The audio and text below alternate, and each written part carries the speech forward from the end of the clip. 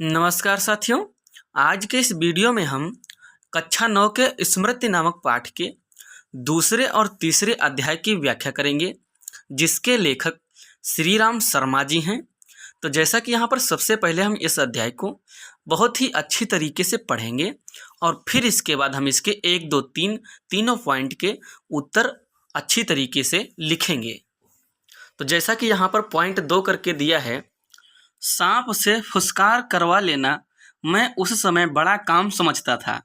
इसलिए जैसे ही हम दोनों उस कुएं की ओर से निकले, कुएं में ढेला फेंक कर फुसकार सुनने की प्रवृत्ति जागृत हो गई। मैं कुएं की ओर बढ़ा, छोटा भाई मेरे पीछे हो लिया, जैसे बड़े मृगशावक के पीछे छोटा मृगशावक हो लेता है। कुएं के किनारे से एक ठेला उठाया और उझक कर एक हाथ से टोपी उतारते हुए सांप पर ठेलों गिरा दिया, पर मुझ पर तो बिजली सी गिर पड़ी। अतः कुछ इस तरह का ये पैराग्राफ है, जिसकी हमें रेखांकित अंश की व्याख्या संदर्भ सहित करनी है। जैसा कि आप अभी जिस तरह से स्क्रीन बोर्ड पर देख सकते हैं, ठीक उसी तरह से आपको प्रश्न पत्र में ये पैराग्राफ आपको मिलेगा। सबसे पहले आपको ये पैराग्राफ दिया होगा और ठीक इसके नीचे आपको 1, 2, 3 पॉइंट करके इसी में से 3 प्रश्न पूछे जाएंगे, जिसको आपको सबसे पहले इस पैराग्राफ को अच्छी तरीके से पढ़ना है और फिर इसके बाद इसकी संदर्भ सहित रेखांकित अंश की व्याख्या करनी है। जैसा कि यहाँ पर पॉइंट 1 में दिया है, उपर्युक्त गद्यांश का संदर्भ लिखिए, दूसरे में रेखांकित अंश की व्याख्या कीजिए। जैसा कि हम आपको पहले ही बताते रहते हैं कि हमने इन लाइनों के नीचे रेखाएं नहीं खींची हैं, लेकिन जब आपको वहाँ पर क्वेश्चन पेपर मिलेगा तो आपको कुछ इस तरीके से वहाँ पर हर एक लाइन के नीचे एक रेखा खींची रहेगी और जिन लाइनों के नीचे रेखाएं खींची रहेंगी हमें उन्हीं लाइनों की हिंदी व्याख्या करनी होती है। तो इसलिए यहाँ पर पूछ रहा है पॉइंट 2 में रेखांकित अंश की व्याख्या कीजिए। और इसके ठीक बाद नीचे 3 पॉइंट में पूछ रहा है लेखक को कब लगा कि उस पर बिजली सी गिर पड़ी। तो यहाँ पर कुछ इस तरीके के 1, 2, 3 पॉइंट हैं, जिसको आपको अच्छी तरीके से पैराग्राफ पढ़ के उसमें से आपको संदर्भ व्याख्या और पॉइंट 3 का प्रश्न लिखना है। यहाँ पर सबसे पहले हम उत्तर हेडिंग डाल के संदर्भ लिखेंगे और फिर इसके बाद इसकी रेखांकित अंश की व्याख्या करेंगे। यहाँ पर संदर्भ में हम लिखेंगे, प्रस्तुत गद्यांश हमारी पाठ्यपुस्तक हिंदी के गद्य खंड में संकलित या गद्य में संकलित श्री राम शर्मा द्वारा लिखित स्मृति नामक निबंध से उद्धृत है। ये हमारा हो गया संदर्भ। जैसा कि यहाँ पर कभी कभी पूछा जाता है पॉइंट 1 में कि पाठ और लेखक का नाम लिखिए, तो आपको संदर्भ इस तरह से लिख देना है और इसके बाद आपको लिख देना है लिखित पाठ का नाम स्मृति और लेखक का नाम श्री राम शर्मा। यहाँ पर कुछ इस तरीके से आपको लिखना होता है, लेकिन यहाँ पर संदर्भ पूछ रहा था इसलिए हमने यहाँ पर सीधा सीधा लिख दिया, प्रस्तुत गद्यांश हमारी पाठ्यपुस्तक हिंदी के गद्य खंड में संकलित एवं श्री राम शर्मा द्वारा लिखित स्मृति नामक निबंध से उद्धृत है। इसके बाद आपको देखा होगा कि नीचे 2-3 लाइनें और हमने लिख दी हैं जो हमारा प्रसंग का काम करती हैं। यहाँ पर हमने लिखा है, इन पंक्तियों में लेखक ने अपने बचपन की एक घटना का वर्णन किया है। स्कूल जाते समय एक कुआं पड़ता है या पड़ता जो सूख गया है, पता नहीं एक काला सांप उसमें कैसे गिर पड़ा था। स्कूल जाते समय बच्चे उसकी फुसकार सुनने के लिए पत्थर मारते थे। तो जैसा कि यहाँ पर हमने संदर्भ लिखने के बाद उसके ठीक नीचे ये 2-3 लाइनें लिख दी। इन लाइनों को लिखने से होता क्या है कि इन लाइनों को जब हम लिख देते हैं तो कॉपी चेक करने वाला इन्हें पढ़ने के बाद हमारी व्याख्या नहीं पढ़ता है, क्योंकि इसी में हम बता देते हैं कि आगे व्याख्या में किस घटना का जिक्र हुआ है या किस घटना का वर्णन हुआ है। इसलिए आपको इन लाइनों को प्रसंग की तरह अच्छे से लिखना है, प्रसंग हेडिंग नहीं डालना है, क्योंकि काव्य में हेडिंग डाली जाती है प्रसंग और ये गद्यांश है, आपको यहाँ पर प्रसंग हेडिंग नहीं डालना होता है। लेकिन प्रसंग की तौर पर कुछ लाइनें आपको यहाँ पर लिख देनी होती हैं, ताकि कॉपी चेक करने वाला आपकी व्याख्या पर ज़्यादा ध्यान ना दे, क्योंकि संदर्भ में कोई दिक्कत नहीं होती है। आपको जब भी दिक्कत होती है तो व्याख्या करने में आपको दिक्कत हो जाती है। इसलिए आपको अच्छी तरीके से ये 4 लाइनें 3 लाइनें लिख देनी है और फिर इसके बाद अगली हेडिंग डालनी है रेखांकित अंशों की व्याख्या या रेखांकित अंश की व्याख्या। यहाँ पर अच्छी तरीके से हेडिंग डालेंगे रेखांकित अंश की व्याख्या और इसके बाद हम यहाँ पर लिखेंगे लेखक कहता है कि मैं बचपन में सांप से फुसकार करवा लेना महान कार्य समझता था। मैं और छोटा भाई जब कुएं की तरफ से गुजरते थे तो फुसकार सुनने की इच्छा बलवती हुई मैं कुएं की तरफ बढ़ा और छोटा भाई मेरे पीछे हो गया। कुएं के किनारे से मैंने एक ठेला उठाया और एक हाथ से टोपी उतारते हुए सांप पर प्रहार किया, लेकिन मैं एक अजीब संकट में फंस गया। टोपी उतारते हुए मेरी तीनों चिट्ठियां कुएं में गिर पड़ी। सांप ने फुसकारा था या नहीं मुझे आज भी ठीक से याद नहीं। मेरी स्थिति उस समय वही हो गई थी जैसे घास चरते हुए हिरन की आत्मा गोली लगने पर निकल जाती है और वह तड़पता रहता है। चिट्ठियों के कुएं में गिरने से मेरी भी स्थिति हिरन जैसी हो गई थी।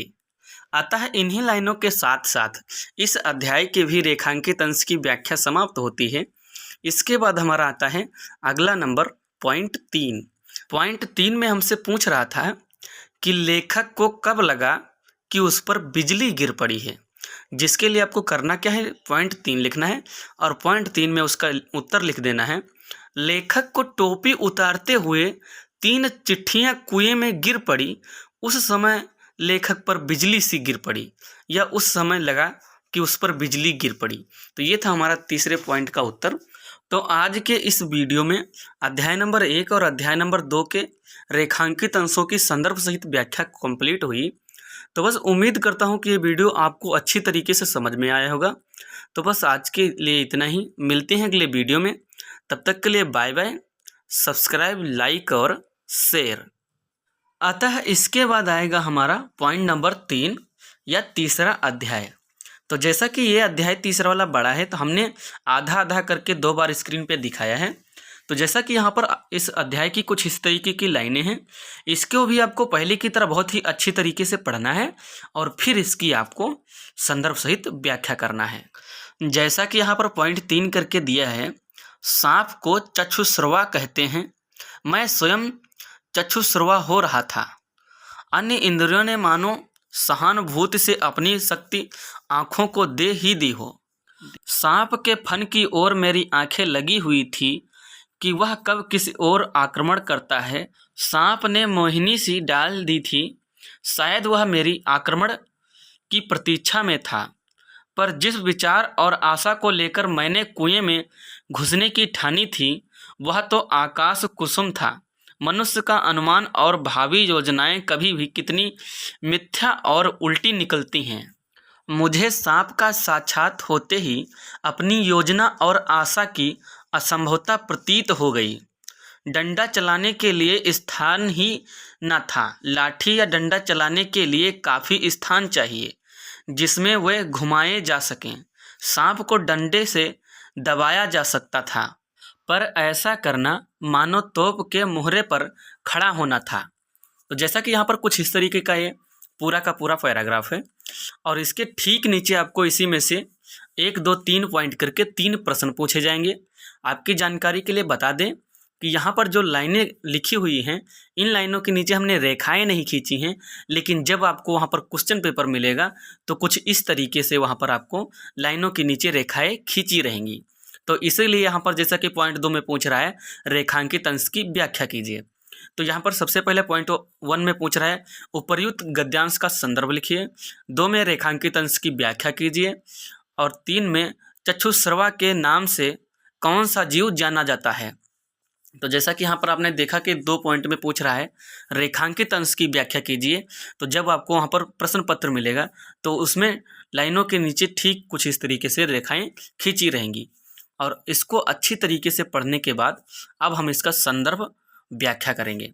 यहाँ पर 3 पॉइंट लिखने हैं, संदर्भ, व्याख्या और तीसरे पॉइंट का आंसर। तो यहाँ पर सबसे पहले हम कुछ इस तरीके से उत्तर हेडिंग डालेंगे और उत्तर हेडिंग में यहाँ पर गद्यांश का संदर्भ पूछ रहा है, इसलिए हम यहाँ पर संदर्भ हेडिंग डालेंगे।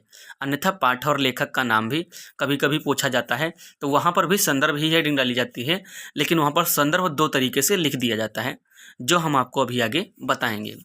तो यहाँ पर कुछ इस तरीके से उत्तर हेडिंग डालने के बाद हम हेडिंग डालेंगे संदर्भ और संदर्भ में यहाँ पर हम लिखेंगे यहाँ पर लिखेंगे प्रस्तुत गद्यावतरण पंडित श्री राम शर्मा द्वारा लिखित या श्री राम शर्मा द्वारा लिखित स्मृति नामक संस्मरणात्मक निबंध से अवतरित है। अतः यहाँ पर हमारा ये हो गया पाठ और लेखक का नाम, जो गद्यांश में लिखने का तरीका है। और अगर अपनी सरल भाषा में यहाँ पर हम लिखें तो यहाँ पर ऐसे भी हम लिख सकते हैं, प्रस्तुत गद्यांश हमारी पाठ्य पुस्तक हिंदी के गद्य खंड में संकलित स्मृति नामक पाठ से लिया गया है या स्मृति नामक निबंध से लिया गया है। इसके लेखक श्री राम शर्मा जी हैं। कुछ इस तरीके से भी आप वहाँ पर संदर्भ लिख सकते हैं। लेकिन याद रहे कि जैसा कि यहाँ पर पूछ रहा था संदर्भ लिखिए, तो यहाँ पर आप हमने जैसे अलग तरीके से बताया है वो तरीका यूज कर सकते हैं। लेकिन जहाँ पर पूछ रहा है पाठ और लेखक का नाम लिखिए, तो वहाँ पर आपको दोनों तरीके से भी लिखना पड़ेगा। जैसे कि यहाँ पर लिखा है, तो ये जो तरीका है संदर्भ लिखने का, ये तरीका आपको पाठ और लेखक का, जब वहाँ पर पूछा जाता है कि प्रस्तुत गद्यांश का पाठ और लेखक का नाम लिखिए, तो वहाँ पर आपको ये तरीका यूज करना है, क्योंकि यहाँ पर छोटा है। और जहाँ पर संदर्भ पूछ रहा है वहाँ पर आपको, जैसा कि हमने अभी बताया, बड़ा करके वहाँ पर लिख देना है। यहाँ पर संदर्भ लिखने के बाद आपको नीचे देखना होगा कि एक लाइन हमने और भी लिख दी है। प्रस्तुत पंक्तियों में लेखक ने कुएं से पत्र निकालने की योजना का वर्णन किया है। यहाँ पर ये लाइन हमारी संदर्भ की नहीं है, लेकिन फिर भी हमने इसको अलग से लिख दिया है। ये लाइन लिखने से फ़ायदा क्या होता है कि जब कॉपी चेक करने वाला आपका संदर्भ पढ़ने के बाद ये लाइन को पढ़ लेता है, तो उसको ये पता हो जाता है कि आगे व्याख्या में क्या हुआ है, किस चीज़ का वर्णन है या किस घटना का जिक्र है। ये गद्यांश है, इसलिए यहाँ पर हम प्रसंग हेडिंग नहीं डाल सकते, लेकिन बिना प्रसंग हेडिंग डाले भी हम प्रसंग यहाँ पर लिख सकते हैं संदर्भ के लास्ट लाइन में।